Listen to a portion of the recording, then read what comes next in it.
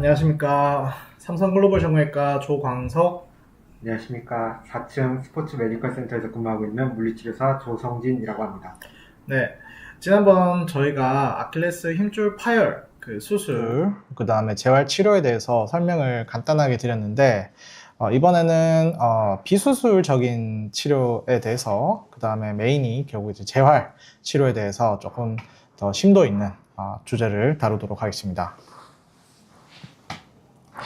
뭐 간단하게 이제 아킬레스 텐던 힘줄에 대해서 해부학적 특징을 짚고 넘어가겠습니다. 아킬레스 텐던은 우리가 알다시피 우리 몸에서 가장 두껍고 가장 강한 힘줄, 건으로 알려져 있습니다.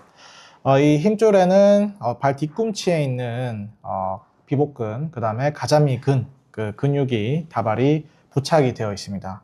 그렇기 때문에 수축을 했을 때 그 힘줄이 계속 이제 위쪽으로 당겨지면서 발 뒤꿈치를 들어서 거상을 시킬 수 있는 우리 몸에서 발목에서 가장 중요한 구조물일 수 있습니다. 이 아킬레스 힘줄이 발목의 정렬에 중심 역할을 하기 때문에 힘줄의 기능이 떨어지게 되면은 얼라이먼트 정렬이 무너지게 되고, 이것은 다른 이제 불안정성 또는 관절염하고도 연결될 수 있기 때문에 아킬레스 힘줄은 발목에서 꼭 잘 건강하게 관리를 잘 해주셔야 합니다. 이 힘줄은 평소에 이제 에너지 저장을 하는 그런 스프링 구조로 되어 있습니다. 그렇기 때문에 이 수많은 힘줄 다발의 속 구조를 보면은 먼저 원섬유인 피브릴, 그 다음에 섬유 파이버, 그 다음에 이 다발인 파시클이 다 모이면서 결국은 이제 힘줄을 구성을 하게 됩니다. 이 텐던의 한 단위가 이렇게 작은 원섬유부터 시작하는 다양한 이런 구조물로, 작은 구조물로 시작이 되는 만큼 탄력이 늘어났다가 다시 수축했다가 하기 쉬운 탄력이, 그 다음에 에너지 저장도 같이 할 수 있는 중요한 구조물일 수 있습니다. 또한 이제 가자미근, 그 다음에 비복근의 그 근육이 이 아킬레스 힘줄에 부착이 되어 있는데, 가자미근은 속에, 그 다음에 비복근은 내측, 그 다음에 외측, 이렇게 크게 세 개의 근육의 힘줄이 같이 부착되어 있는 구조물입니다.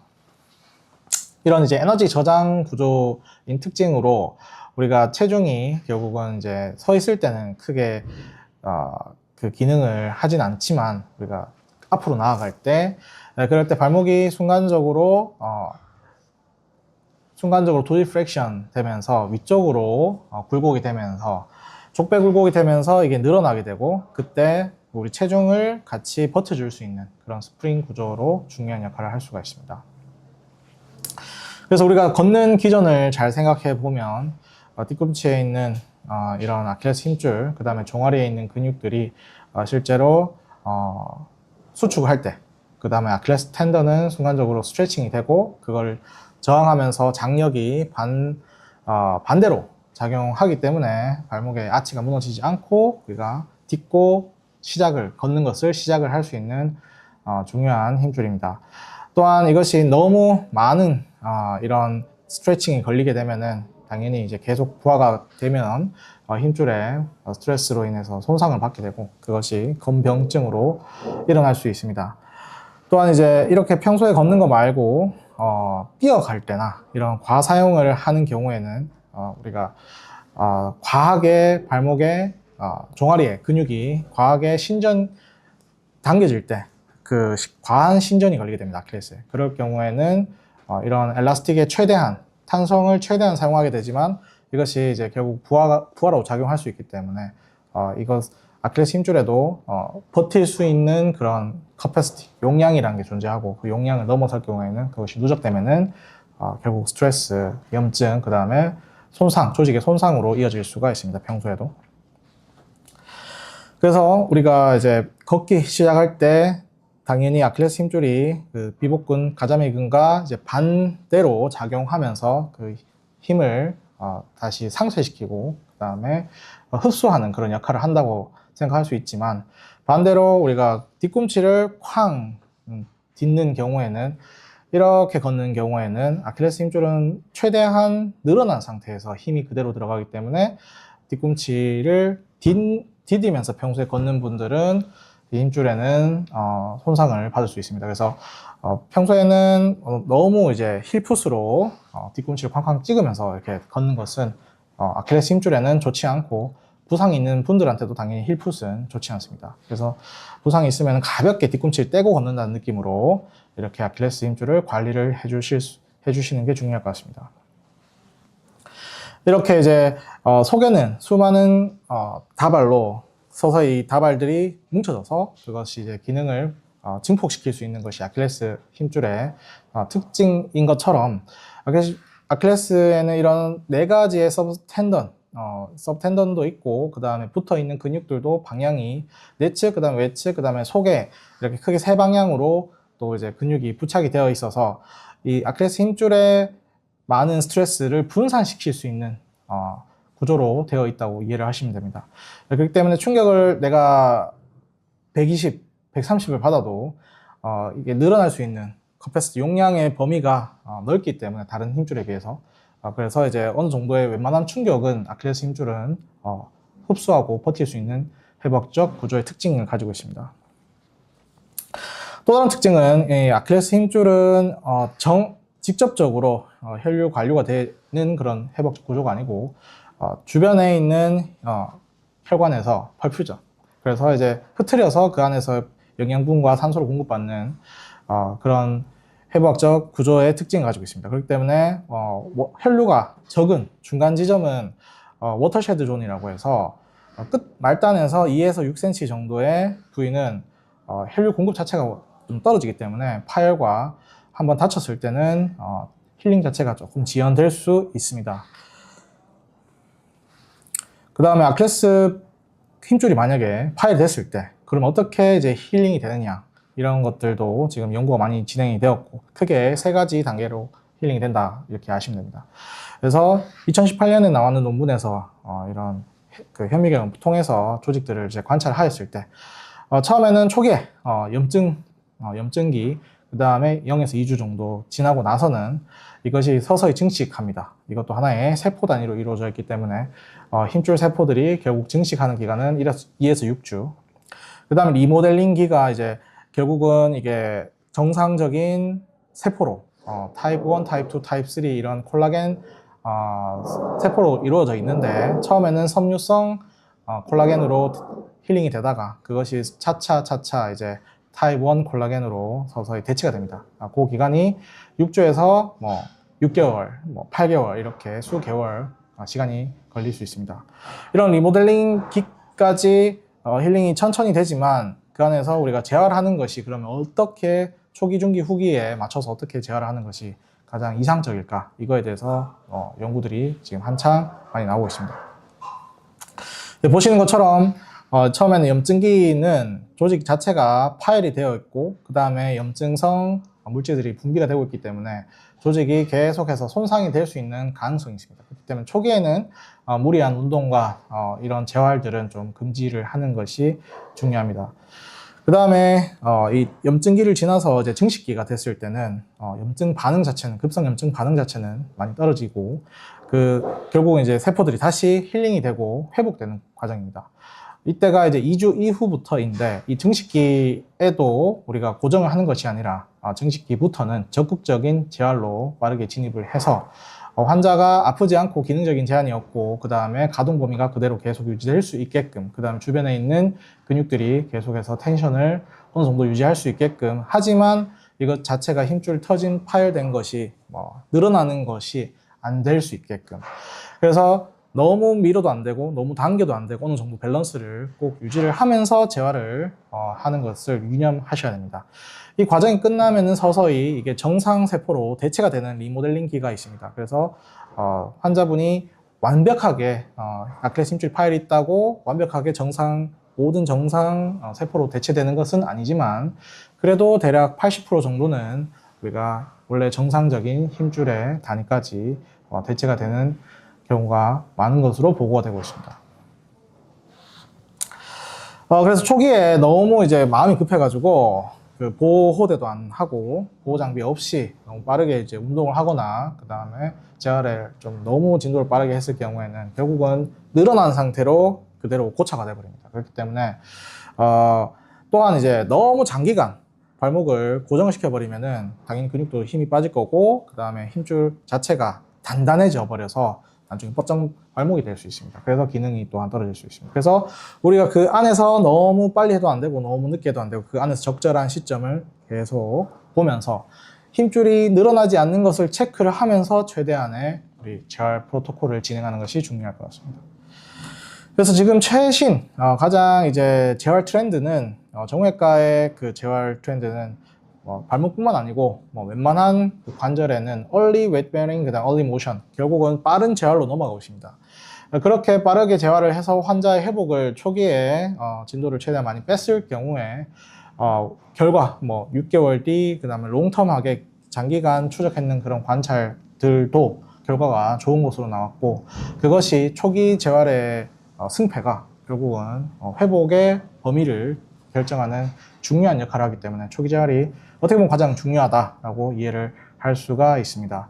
그리고 이제 이런 브레이스, 펑셔널하게 너무 완전히 고정하는 것이 아니라 간편한 이런 발목 보호대를, 장구를 착용하는 것이 낫고, 그 다음에 계속해서 이제 진행을 점진적 과부하를 통해서 이게 수술이 됐든 아니면 비수술이 됐든 어떻게 재활을 빠르게 내가 가장 이상적인 프로토콜로 해서 기능적인 회복을 최대한 이끌어내는 것이 중요할 것 같습니다. 그래서 최근에는 수술과 비수술 치료에 대해서도 많은 연구들이 있고, 지금은 수술은 어떤 특정한 경우를 제외하고는 큰 차이가 없다. 그래서 파열이 됐다 하더라도 이거는 좀 더 경과를 볼 수가 있다. 그 안에서 중요한 포인트는 힘줄 자체가 늘어났느냐 아니면 늘어나지 않았느냐. 파열이 완전히 됐다 하더라도 늘어나지 않았으면은 경과를 지켜볼 수 있는 것으로 지금 많은 연구 결과 보고가 되고 있습니다. 그래서 이제 수술, 그 다음에 비수술, 이런 최신 트렌드를 다시 보면은 이제 수술은 당연히 튼튼하게 고정을 해놨기 때문에 재파열률은 비수술보다는 훨씬 좋습니다.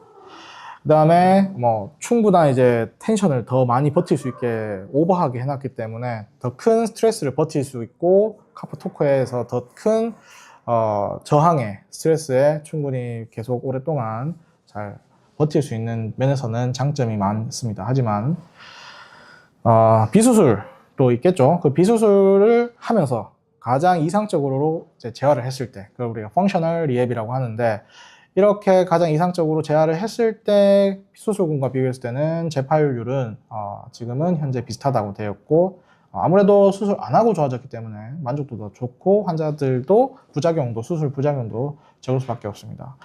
그래서 만약에 어떤 환자군이 아킬레스 힘줄이 파열이 50%가 됐든 아니면 완전히 컴플리트, 완전 파열이 됐더라도 이것이 비수술군으로 치료를 할 수 있는 군인지를 판별하는 것이 첫 번째 중요할 것 같습니다.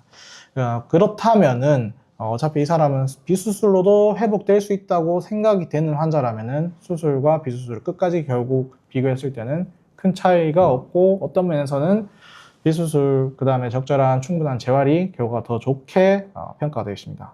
하지만 여기서 환자분도 알아야 될 것은, 수술 환자 입장에서는 수술은 훨씬 더 많은 강도를 또 버틸 수 있다는 것이 또 한 장점이기 때문에, 이것이 엄밀히 말하면 무조건 비수술이 낫다 아니면 이게 무조건 수술이 낫다 이렇게는 판단할 수는 없습니다.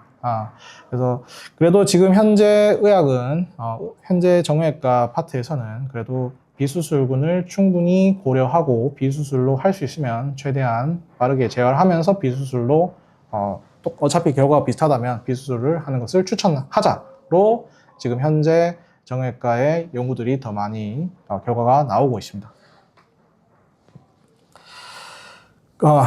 그 다음에 이제 이렇게 빠르게 그러면 점진적 과부하를 하는 것이 중요할 것이고, 그 안에서 중요한 포인트는 그런 이제 빠르게 우리가 재활을 했을 때 그거 자체가 너무 이제 우리가 버틸 수 있는 힘을 넘어서서 힘줄 자체가 길어지느냐, 이것들을 꼭 체크를 계속 하면서 힘줄이 길이가 더 어느 범위를 넘어서지 않는다면은 우리가 충분히 비수술로 치료를 할 수가 있습니다.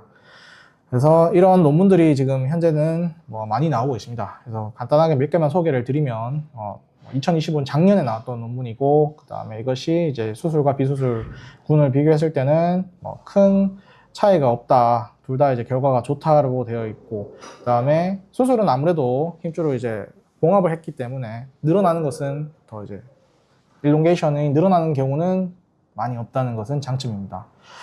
그 다음에 비수술하고 빠르게 재활을 했을 경우에 이것 또한 이제 재파열률은 수술과 큰 차이가 없다 되어 있습니다. 그래서 두 개의 군이 큰 차이가 없는데 수술은 늘어나는 것은 조금 더 장점이 있다는 큰 차이는 아니라고 판단을 하는 범위라면, 그렇다면은 비수술을 지금 하는 것을 추천을 하는 트렌드인 것 같습니다.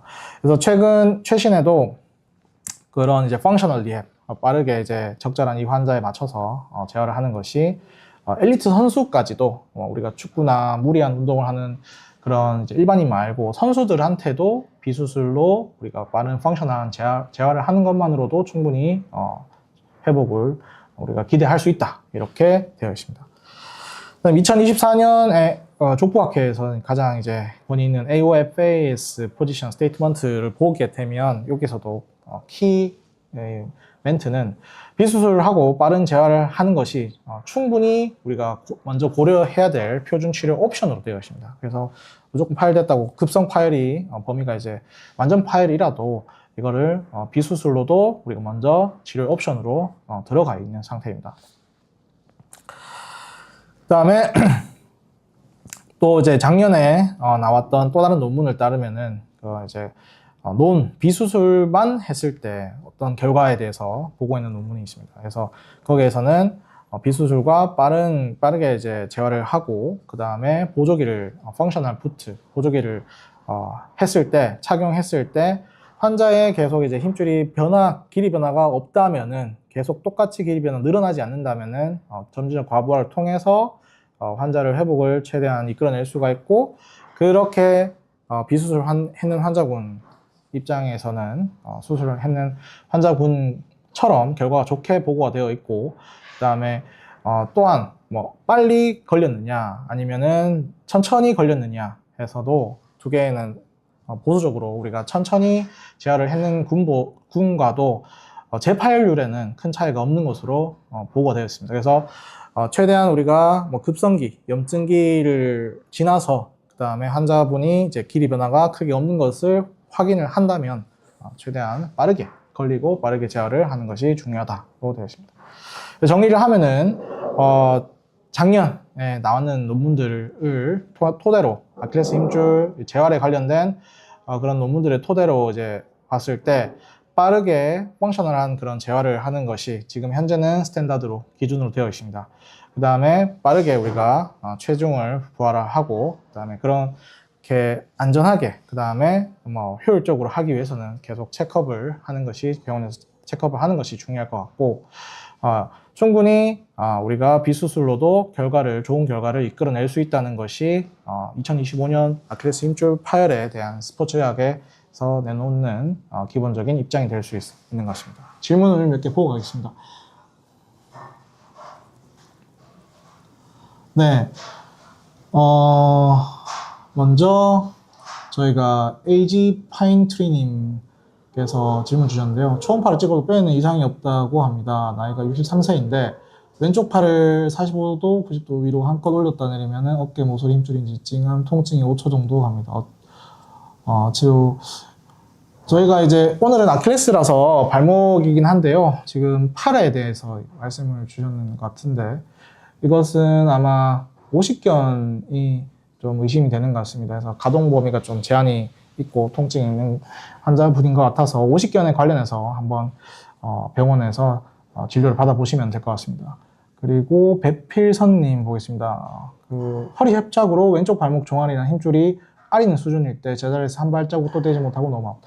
네, 마찬가지로 이제 허리 협착이 있느냐 아니면 발목 자체에 문제가 있느냐 이런 것들을 감별하는 게 중요하고, 협착이 있으면은 가만히 앉아 있어도 발목이 뭐 찌릿하게 아프고, 그다음 방사통, 발목만 아픈 게 아니라 뭐 다리 뒤편에서 종아리, 그다음에 허벅지 뒤편에서 통증이 타고 간다 이렇게 표현들 많이 하십니다. 그렇게 내가 가만히 크게 내가 활동을 하지 않을 때도 만약에 통증이 있고 실제로 발목을 앞통 눌러봤을 때 통증이 크게 없으면은 허리 협착 또는 허리 디스크 때문일 수 있기 때문에 그것 또한 정형외과에서 진료를 한번 받아보시는 게 좋을 것 같습니다. 네. 네, 그 은우님께서 아침에 자고 일어나서 발 디딜 때 발 뒤꿈치가 찢어질 듯이 아픈데 이것도 아킬레스 건염 증상인가요? 35세 직장인 남자입니다. 궁금한 질문드립니다.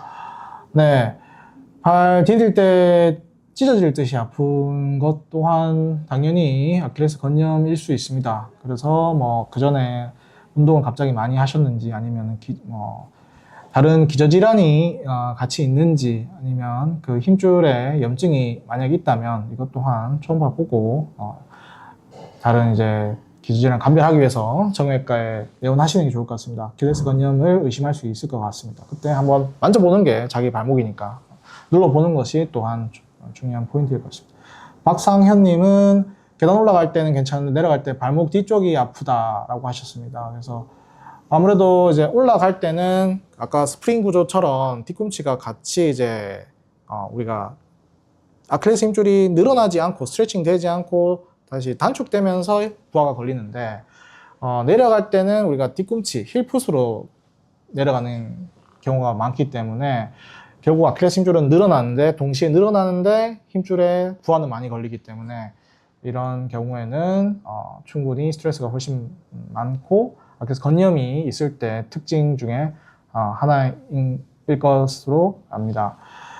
다음에 송이 채널에서는 발목이 안 좋은데 발바닥 및 복숭아뼈 쪽이 자주 찌릿거리고 아프긴 한데 자주 접질려서 잘 낫지 않고 있습니다. 체중 때문인가 싶어 살 빼고 있는데도 잘 접질리고 잘 넘어지고 깁스 안 할 수도 없고 재활을 어떻게 해야 할지 궁금하고 단거리 선수라 발목이 빨리 나아야 하는데 이게 수술로 가야 하는가 아니면 깁스를 해야 하나 걱정됩니다 했습니다.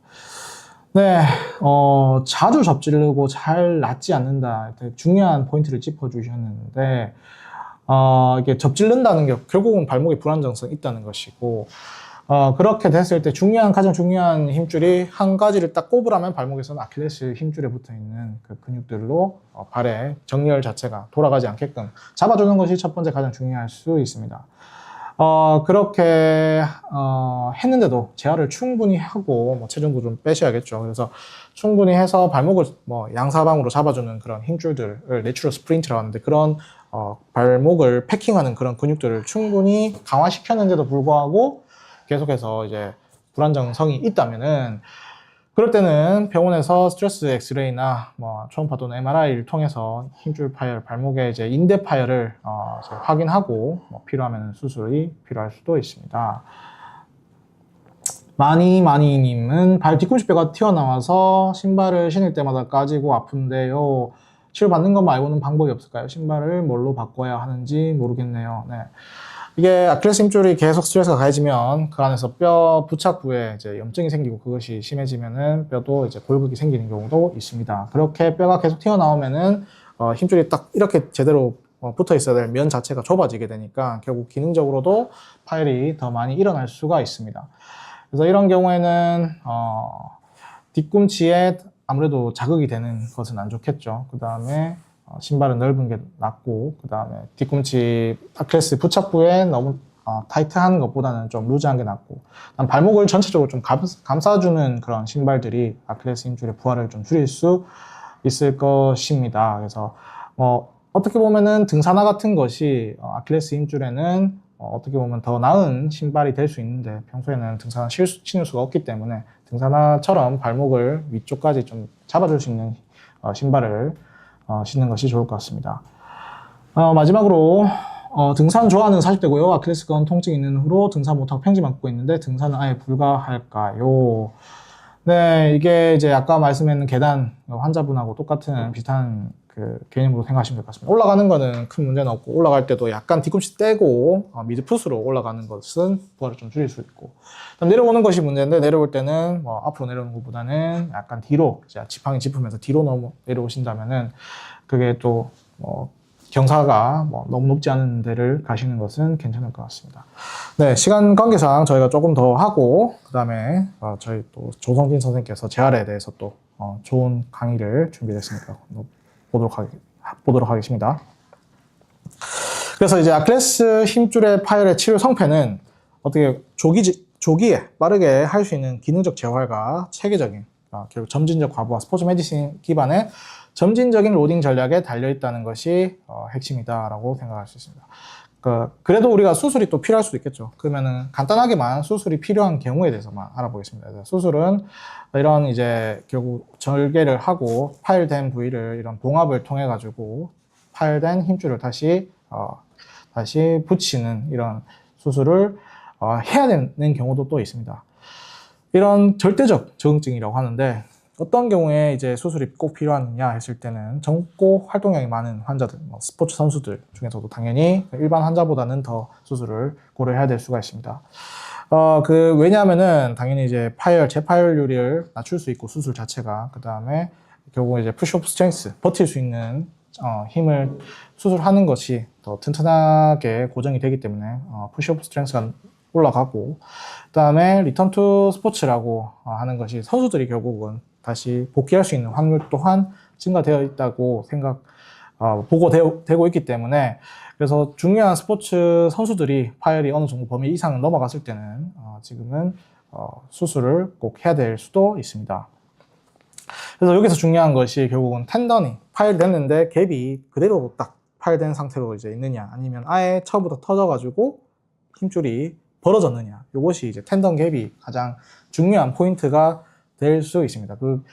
이미 파열이 되는 게 그대로 지자리에 있으면 이게 시간이 지나면 붙을 수 있는데 가능성이 높아지는데 어차피 힘줄이 터진 파열이 5에서 10mm를 넘어서 이제 벌어져 버리면은 시간 지나도 그게 메꿔지기가 힘들겠죠.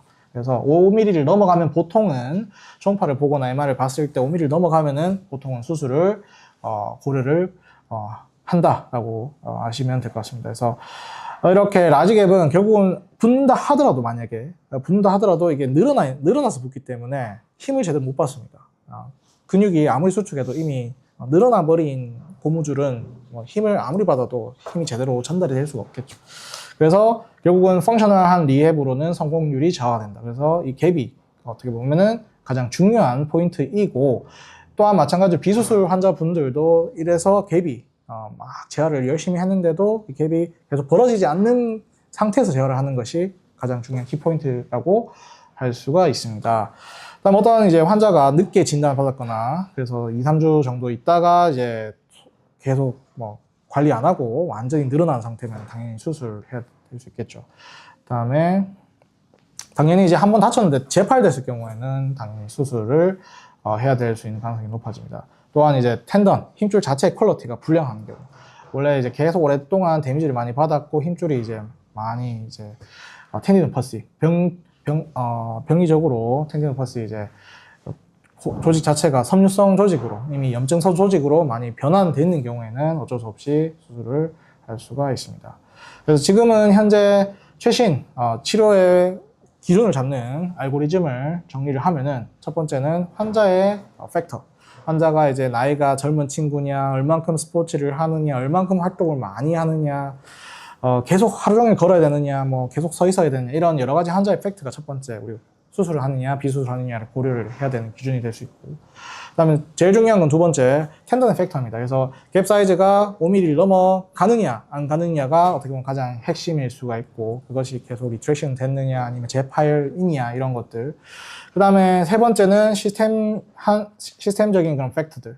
그래서 이 환자가 early functional rehab이 가능하냐, 아니면 다른 데가 불편해서 이제 빠른 재활이 불가능하느냐부터 해서, 그 다음에 충분히 컴플레인 환자의 또, 흡연, 아니면 환자 술, 담배나 이런 것들이 이제 제어가 되지 않느냐, 당뇨가 있어서 텐디논 퍼시 그 힘줄 자체의 퀄리티가 안 좋으냐, 그 다음에 충분히 적절한 재활 센터가 있느냐, 이런 것들도 고려를 해서 전반적으로 이 사람은 수술과 아니면 이 환자는 비수술로 플랜을 정할 수가 있을 것 같습니다. 그래서 이제 파열이 됐다 해도 나이 기준만으로 딱 정하는 것이 아니라 기능적인 요구도나 실제로 힘줄의 파열 갭과 조직 상태, 재활의 가능성으로 크게 우리가 수술과 비수술군을 결정을 할 수가 있습니다. 그래서 이 재활의 핵심은 결국은 이제 텐던이 힘줄이 벌어지지 않는 것을 계속 유지하는 것이고, 그 다음에 당연히 근육이 빠지면 안 되겠죠. 그 다음에 그 유착이 되면 안 되겠죠. 가동 범위도 계속해서 유지가 돼야 되고, 그 다음에 이것이 결국 이제 비복신경에 또한 이제 자극이 되면 안 되는 이런 모든 것들을 다 이제 고려하면서 재활을 해야 되는 것이 중요한 것 같습니다. 저는 이제 끝으로 이제 조성진 선생님께서 아킬레스 힘줄 팔 환자들의 재활에 대해서는 간단하게 알아보는 시간을 갖도록 하겠습니다. 일단 오늘 이제 치료하는 모습을 보여드리기에 앞서서 저는 이제 댁에서도 혼자서 충분히 하실 수 있는 운동들로 조금 이렇게 묶어서 보여드릴 예정입니다. 한번 그러면 시범 보여드리도록 하겠습니다. 일단 댁에서 편하게 침대 같은 데 누우셔가지고 할 수 있는 운동입니다. 이제 아무래도 아킬레스건에 이제 파열이 되시거나 하시면은 체중을 지지하기가 어렵기 때문에 목발 보행을 많이 하게 됩니다. 그러기 위해서는 허벅지 근력을 많이 키워줘야 되는데 발끝은 천장을 보게끔 합니다. 그래서 다리 한쪽을 20도에서 30도 정도만 이렇게 올려주시면 됩니다. SLR 운동이라고 해가지고 다리를 이렇게 들어줘서 허벅지 근력을 강화시키는 운동인데, 이때 여기서 30도 이상 더 올라가게 된다면은 이때는 고관절 쪽 앞쪽에 있는 근육들이 운동을 하는 거기 때문에 이거는 별로 크게 효과가 없다고 보시면 되겠습니다. 다시 한번 말씀드리지만 30도 정도만 유지해가지고 올렸다가 내려주시고, 다시 한번 올렸다가 내려주시고, 이렇게 10개씩 3세트 정도 반복해서 해주시면 되겠습니다. 그리고 두 번째로 이제 한번 앉아보실까요? 조금 요거는 실례되는 표현을 한다면은, 저희가 발을 지지면에 닿을 때 엄지발가락에 튀어나온 쪽이 있습니다. 뼈가. 그쪽을 이쪽이랑 5번째 뒤꿈치에 양쪽 이렇게 반 정도 해가지고 4포인트를 집어가지고 발바닥 전체가 지면에 잘 닿는 것이 일단 중요한데, 한번 앉아보실까요? 파열이 처음에 오셨을 때 다리를 발은 너비는 골반 너비만큼만 살짝 벌려주시면 됩니다. 살짝만 좁혀주실까요? 편한 자세에서 아까 말씀드렸던 4개의 포인트를 딱 인지를 하시고 발을 천천히 까치발을 칠 겁니다. 양발을 천천히 올려보실까요? 하시면은 앉아서 할 수 있는 카프레이즈라는 운동이 가능하게 됩니다. 이때 컨디션이 조금 괜찮아지시고 한 10개 정도 했는데 이상이 없다, 통증이 10점 만점에 3점 정도밖에 안 된다 하시면은 허벅지 위에다가 생수병 1.5L 같은 것을 두면은 그 무게가 한 1.5kg 정도 되거든요. 그걸 올려놓고 똑같이 반복해가지고 운동을 진행해 주시면 되겠습니다. 그리고 요것도 괜찮으셨다 하시면은 이제는 일어나셔서 운동을 진행하실 겁니다. 벽 쪽으로 가셔서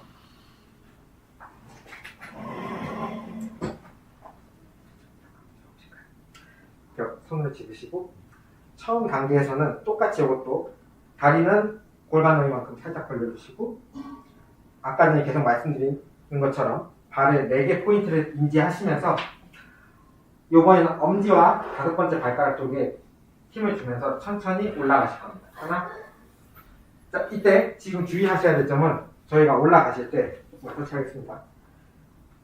수직 방향으로 올라가셔야 됩니다. 머리 정수리가 하늘로 나가게끔 올라간다는 느낌을 해가지고 올라가셔야 되지, 지금처럼 벽을 짚은 상태에서 앞으로 밀면은 이거는 카프라이즈의 운동에서 이제 조금 벗어나는 거기 때문에 수직 방향으로 천천히 올라가고 싶고요. 아마 조금 힘드실 수도 있습니다. 천천히 올라가시고, 내려오실 때는 조금 천천히 3개 정도만 해볼까요? 하나. 내려오실 때 천천히 둘. 엄지발가락이랑 5번째 발가락 조금 힘 주시면서 셋.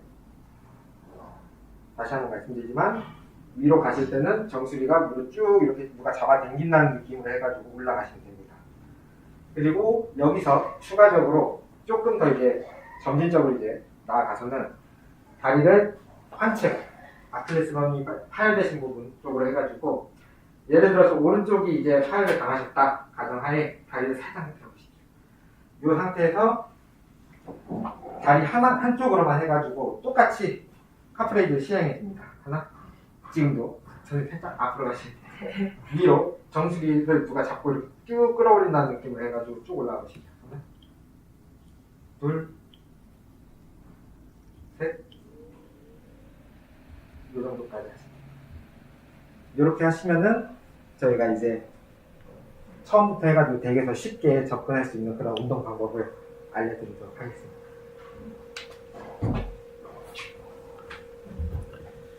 네, 집에서 이제 간단하게 우리가 아킬레스 힘줄을 스스로 제어를 하면서 운동을 계속 유지할 수 있는 것들 위주로 좀 잘 알아본 것 같습니다.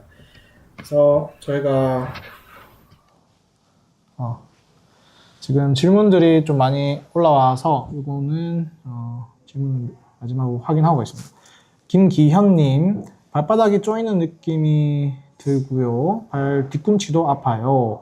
족저 근막염 이거랑 증상이 비슷한 것 같은데 놔두면 괜찮아지는 건 맞나요? 라고 여쭤보셨습니다. 그래서 발바닥이 쪼이는 느낌 언제 이제 그런 느낌이 드는지도 중요할 것 같고요. 그 다음에 어디 발바닥 밑인지 그 종골로 치면은 아래쪽인지 아니면은 뒤꿈치 뒤쪽인지 그 다음에 양 옆인지 이런 것들도 또 되게 중요한 포인트일 것 같습니다. 그래서 아킬레스 주변에 또 수많은 경골 신경 주변으로 해서 발바닥으로 내려가는 신경들도 말초 신경들도 많이 이제 지나가고 있기 때문에 박스터 신경이라고 합니다. 그래서 그 신경들이 눌렸을 때도 아니면은 또한 발목 터널에 증후군 그 경골 신경이 이제 눌리는 경우에도 이런 신경 포획 때문에도 증상이 있을 수 있습니다.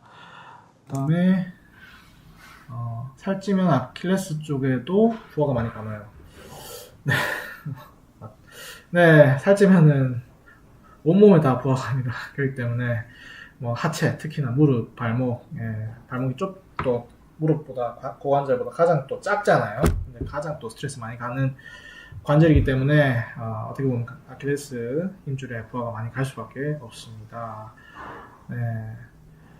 아킬레스건염은 뼈조사 맞으면 힘줄이 끊어진다고 맞지 말라고 들었는데 정말인가요? 맞고는 싶은데 겁이 나서요. 네.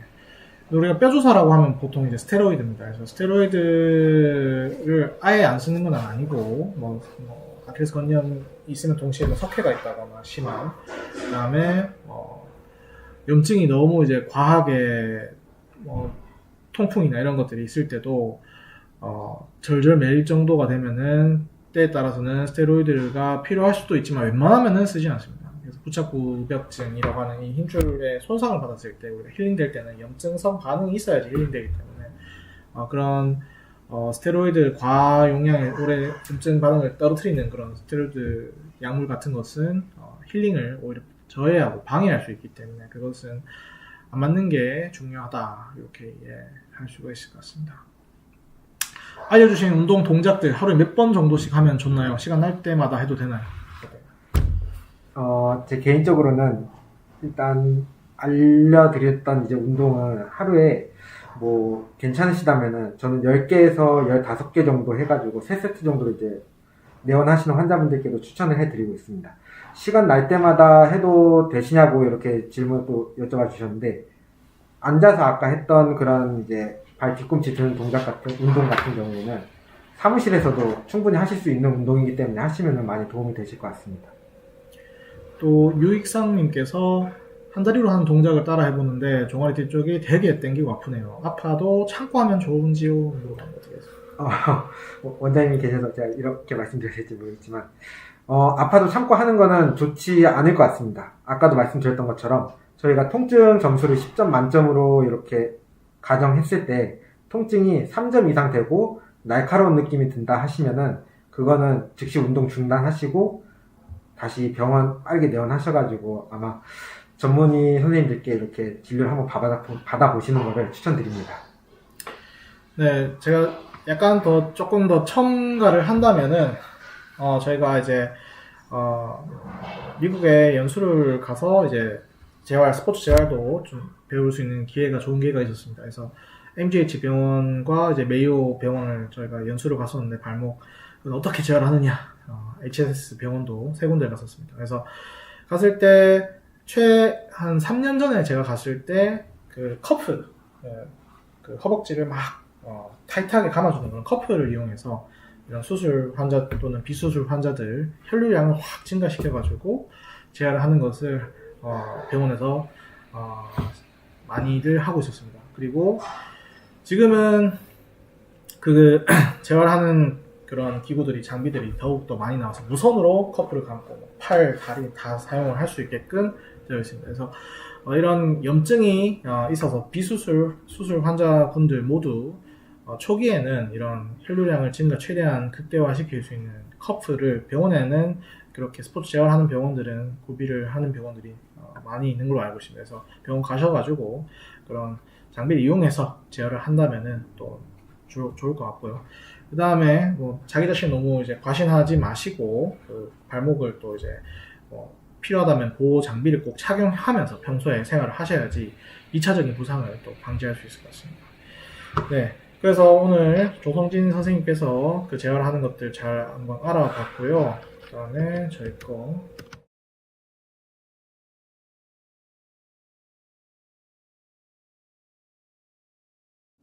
네.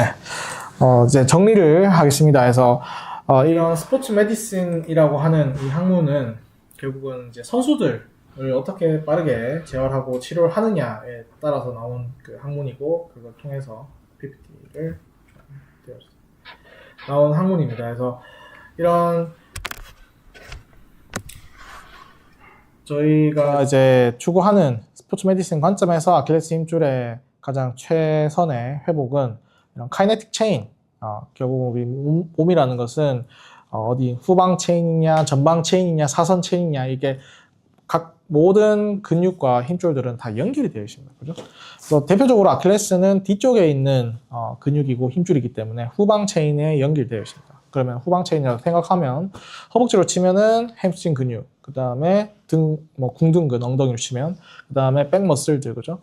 광배근, 그 다음에 승모근, 목까지 다 연결됩니다. 그래서 내가 이제 아킬레스 힘줄이 파열됐을 때 아킬레스 힘줄에 집중하는 것이 아니라 그 후면 근육, 후면 체인에 있는 관련된 근육들을 먼저 이제 활성화시킵니다.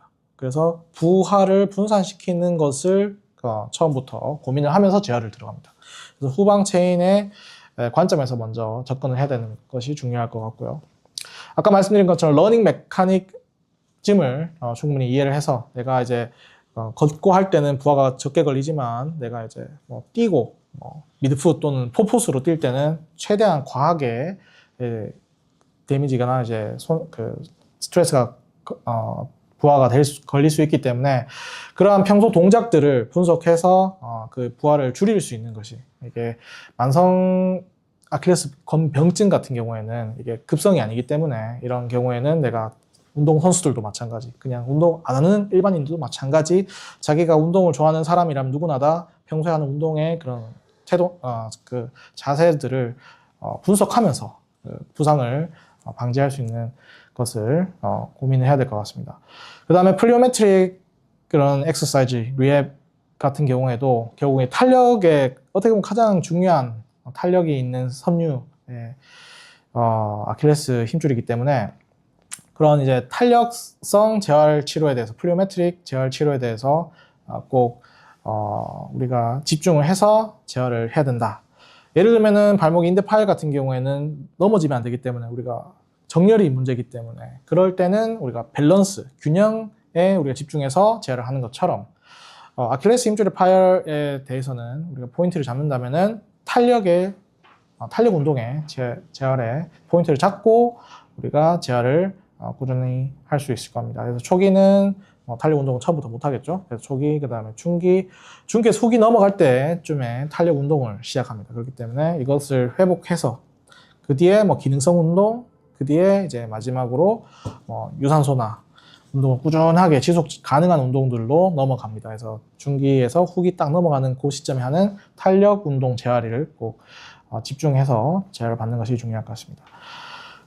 그 다음에 마찬가지로 이제 선수들 같은 경우에는 일반인들하고 다르겠죠. 훨씬 많은 부하, 힘줄에 견딜 수 있는 그런 몸 컨디션을 우리가 계속 체크를 해야 되기 때문에 내가 아프지 않더라도 이런 과한 이제 달리기를 해야 되는 선수들은 한 번씩은 병원에서 특히나 발목에는 아킬레스 힘줄의 상태를 체크를 하는 것이 중요할 것 같습니다. 다음 PPT. 그래서 마무리를 하겠습니다. 그래서 아킬레스 힘줄은 강도, 우리가 모이면은 힘을 이제 많이 낼 수 있는 강도, 그 다음에 또 늘어날 수도 있는 반대로 탄력이 있는 중요한 우리 몸의 힘줄입니다. 그래서 그 안에서 다쳤다, 부상 입었다, 무조건 피하고 쉬는 것이 아니라 최대한 빠르게 내가 기능적인 재활을 해서 가장 빠르게 회복하는 것이 추후에도 결과에도 중요한 영향을 미치는 중요한 팩터입니다.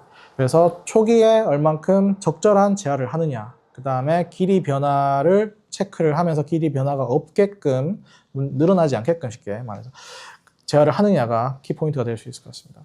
그래서 요즘은 비수술로 치료할 수 있는 환자분들, 즉 범위가 늘어난 범위가 5mm 이내인 환자들 같은 경우에는 빠른 재활을 통해서 적절한 단계를 밟으면서 재활하는 것이 가장 효과적인 치료의 프로토콜이 될 수 있을 것 같습니다.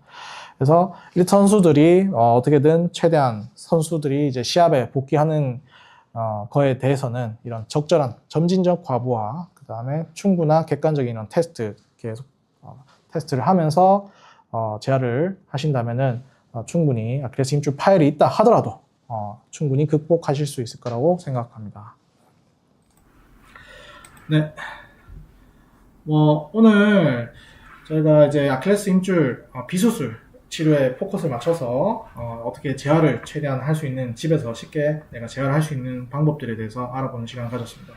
그래서 오늘 아킬레스 힘줄 파열로 고생하시는 분들한테 조금이라도 도움이 됐으면 좋겠고요. 다음 시간에는 저희가 아킬레스 힘줄 파열 재활 그걸 어떻게 이제 선수들한테 적용할 수 있는지에 대해서도 한번 알아보는 시간을 갖도록 하겠습니다. 네, 감사합니다.